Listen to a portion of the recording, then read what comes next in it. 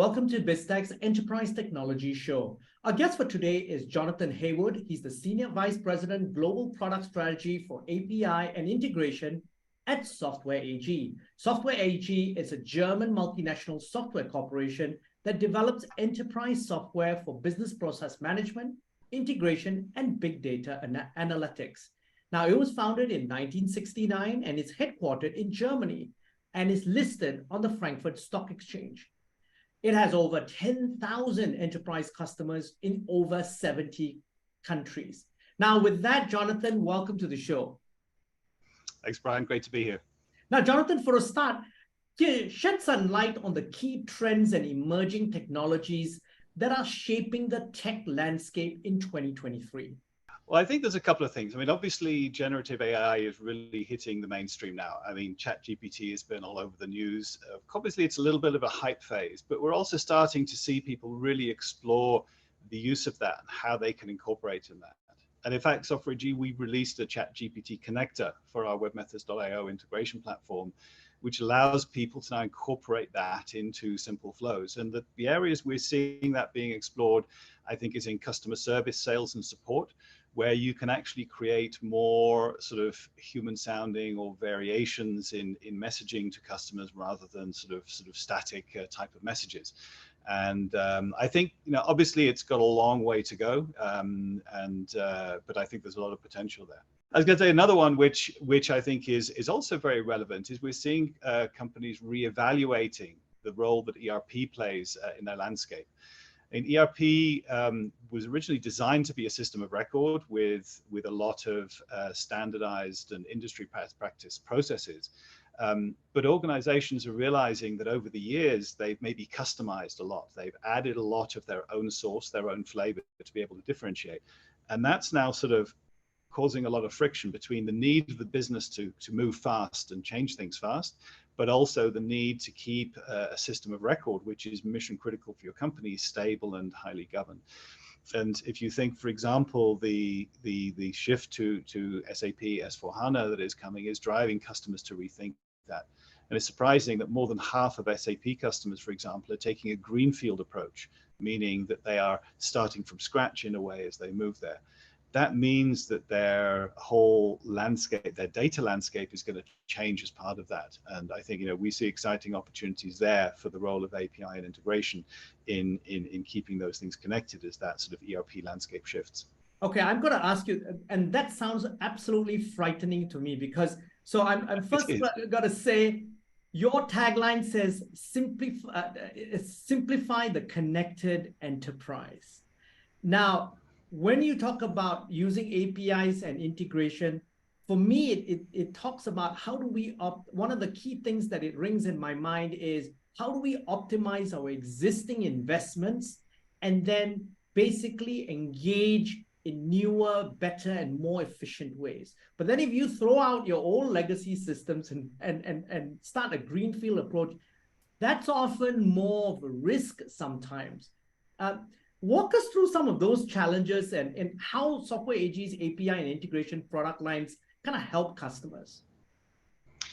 Well, that's the difficult challenge facing a lot of companies, and you're absolutely right. And I think that what people are realizing is that systems of record are difficult to change, but as long as you're able to maintain them, and I think that's the key thing here, then there isn't necessarily a need to replace them, right? So a lot of it is about exposing and getting more value from data that is locked away in those systems, and using technology like ours to expose that to API enable these systems, whether it's mainframes or databases or older applications or cloud applications. Being able to create a unified API layer that actually exposes data from all of those systems, now you can start to leverage that in new revenue streams, for example, or you can now start to gain new insights that you can do to optimize processes or to just increase customer satisfaction because you're bringing data that was previously locked away. And that's the thing with legacy systems. A lot of the time, the data there is only accessible to a small number of people in the company that have been trained and have access to it. But that data, if it can be exposed, is so much more valuable. So, and so this is where your solutions come into play, isn't it? Because essentially then you leverage on old investments, build stuff on top or connect with new applications, and then you have more business value. Exactly, and it's about, as we say, connecting, the connected enterprise, but it actually goes beyond that as well, because we're talking about existing systems, but also, of course, new systems. Because you see, for example, that one way that companies will differentiate is they will maybe adopt SaaS applications for HR or for a CRM or these type of areas, and of course that needs to also be connected to your core enterprise systems that are already existing, right? So you're now spanning quite a complex data landscape. But another part that's coming in as well is data from the physical world. If you think about a manufacturer, for example, that has a bunch of machines, you're starting to see the emergence of IoT, putting sensors on those machines. And IoT is often seen in isolation, where you're going to get data from those machines and maybe then make a decision based on that. But wouldn't it be great if you can then, when you're looking at that data, see on that same pane of glass information about when that machine was last repaired, or by whom, or what parts are inside it? That's mixing enterprise data with physical data. Or when you determine that a machine needs to be repaired because it's getting too hot, rather than just notifying someone and have them create a work order, you can close that loop automatically and create a work order in your work order management system to send an engineer to fix it. So the world of data is not just enterprise data that we see in these applications, but is also the data from the physical world. So, Jonathan, I'm going to betray my age when I say that this smacks of what Bill Gates wrote in his book all those years ago about the digital nervous system. And this is what it is, isn't it? It is indeed. And in fact, you mentioned that, and it reminds me very much of one of our customers, Johnson & Johnson, large global company. I think everybody's familiar with them. They've been using webMethods for a very long time. They call it their enterprise dial tone. So also showing our age, we used to pick up the phone and there was dial tone. You just know it's there, it's reliable, you don't worry about it. They call it their enterprise dial tone. In fact, they've connected all of their business units across all continents, and they move over 1 billion messages per day between these things. That has to just be rock solid and reliable. And I think that's very much the nervous system analogy there. Now, Jonathan, you've got a global role, and Software AG really has large customers around the world. You're currently in Johannesburg in South Africa. Give us a sense of some customer success stories that Software AG has helped in terms of their API and integration solutions, perhaps in APJ as well, where we are based. Absolutely. So I can, one in APJ, which comes to mind, is actually a large insurance company. Unfortunately, I'm not allowed to name them, but a large Pan-Asian insurance company. And one of the challenges that they have is, because they sell insurance a lot through brokers, is they don't know too much about the end customer. They would like to know more about the end customer, but they also want to promote a healthy life for their customers, because it's mainly health insurance that they sell.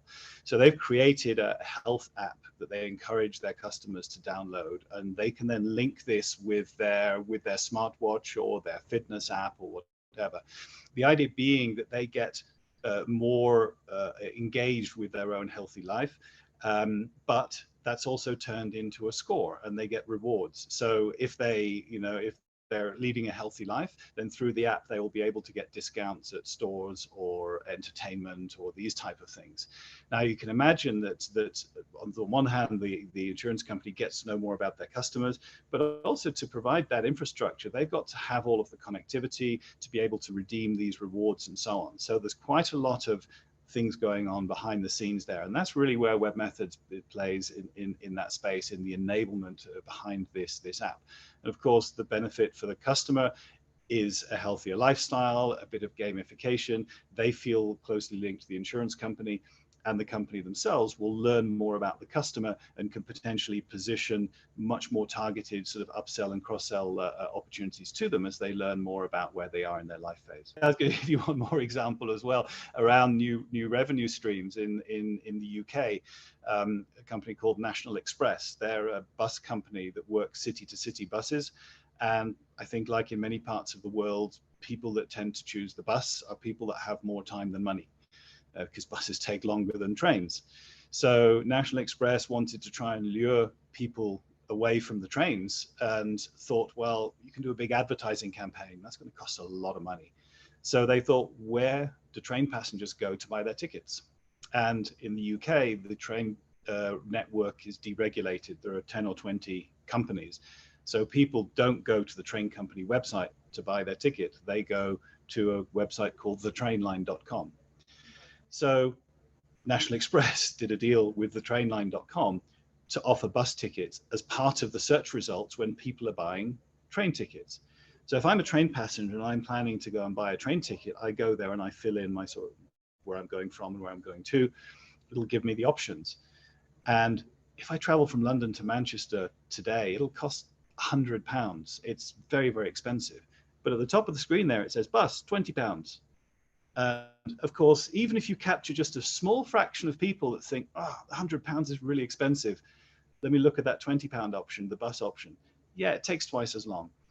But even if they can capture just 0.5% of those people that were planning to buy a train ticket and actually want to be more cost conscious, that's a huge success for them. But for every passenger that still buys a train ticket, it's hit the APIs of National Express. So their APIs had to deal with a 100 times increase in load to be able to support this new revenue stream. That scaling was made possible with our integration and API platform, including scaling it to the cloud, because they couldn't do that in their existing on-premises version. But that brought them 7-figure additional revenues through that new revenue stream. So I think that's also a great example of enabling new revenue streams through APIs and integration. And, you know, people always talk about technology sometimes as a cost. You know, there are some business leaders or board members who look at technology as a cost. But this brings to mind another thing around in the Blue Ocean strategy book, which says convert non-customers into customers. So the train customers are not actually non-customers for the bus. And suddenly you've just opened up a whole new market. Yeah, you've absolutely hit the nail on the head there. And that's the key thing. You're right. IT so often is seen as a cost center. But once you start to think of it in terms of what just that enablement of data can do in terms of generating business or improving business, then it's much more than just a cost driver, yes. Now, having said this now, with companies like Software AG are in the forefront of a lot of legacy businesses, for example, trying to do a broader digital transformation of their overall business. Now, through your lens, your global lens, how could you share some examples of how you all have helped all legacy companies to really leapfrog and reinvent themselves in the last couple of years? Well, definitely. I mean, there's one good example is BTPN Bank in Malaysia. Indonesia. And the thing, of course, with Indonesia, I'm sure your viewers are familiar, of course, a highly sort of spread out country with a lot of rural villages and not a lot of technology. So people would have to travel days to go and do banking. And of course, many people didn't have access to banks or payments and things like that. So what BTPN did is, you know, they kept their legacy systems. Core banking systems are not something that you want to change, but they use our technology to API enable those. And first of all, they created a mobile app quite a few years ago, which actually enabled like a local agent, a local storekeeper in remote villages to be able to provide very basic banking services to customers there, allowing them to just pay a bill or send money to somewhere else, for example. And that was later then replaced or followed up with Genius, the mobile app for for the banking services, and that really brought them also completely new customer base, particularly millennials, people that were used to using mobile phones, and actually brought them additional 60,000 customers in the first 3 months that app was live. And they did that without replacing and their core banking system. They modernized it. They API enabled it to still be able to create a very modern customer experience. Now, looking ahead, the technology industry is fraught with competition. Software AG has been around for a very, very long time. How are you positioning yourself to stay ahead of the curve in the years ahead? Well, there's a few things. So first of all, what we see is, yes, the integration API space, there is a lot of competition. What makes us unique is, first of all, we protect the investment that our customers make in our technology, because you're not buying an application, you're buying a platform. Customers will actually spend a multiple of implementing the APIs and so on top of our platform than they spend on the software itself. So it's important that we protect that investment. And we've, throughout the 25 years that webMethods has been here, we have maintained a path forward. Even customers that have been using our technology for 20 years can take the assets and the services that they have built, and with a click of the button, make them available in the cloud. With a tick of a box, make them available as REST APIs, even though they were never conceived that way. That is something that is unique, along with the fact that we are neutral. We're not tied to a single application vendor. We don't lock people in. We are not tied to a particular cloud vendor, and that is just increasingly rare in these times, and is something that is valued by our customers and the feedback that we get. And I think that is something that companies are looking for a lot more. They want to keep their options open. They want to maintain agility and flexibility, and I think we're perfectly positioned to capitalize on that. Now, 2023, we're now in the second quarter of 2023. There are dark clouds everywhere in terms of geopolitical tensions, banking crisis. Customers are tightening their belts. What advice would you give CIOs in terms of prioritizing their IT spend? Well, that's an interesting question. I think, I mean, we saw quite a big boom, as you mentioned earlier, in the pandemic, and the drive for digitalization in that period. I don't think that desire has gone away. But also, as you mentioned earlier, think about how technology can help the business, how it can be an enabler. Because sometimes there are cases where a company doesn't quite even anticipate the business benefits that can come from something like that. So from making a wise technology choice in a future-proof platform, you'll then find that there are steps beyond that can be done for helping the business and not just driving down costs. So that would be my advice is the business benefits and not just the IT cost. Jonathan, it's been a fascinating conversation, which I learned a lot and really enjoyed.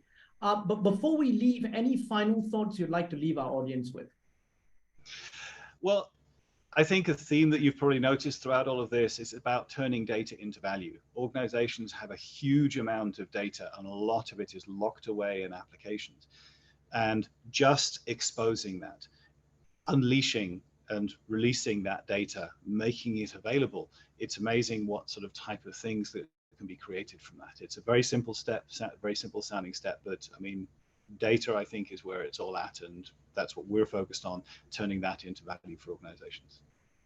Jonathan, thanks for coming on the show. Thanks, Brian. It's great to be with you. Now, I've been speaking to Jonathan Haywood. He's the Senior Vice President, Global Product Strategy, API and Integration at Software AG on Biztech's Enterprise Technology Show. I'm Brian Fernandez. This video and podcast will be on our website, www.biztech.asia, as well as our social media platforms. It'll also be on our syndication partners, TV stations, radio stations, and websites. Thanks a lot for tuning in.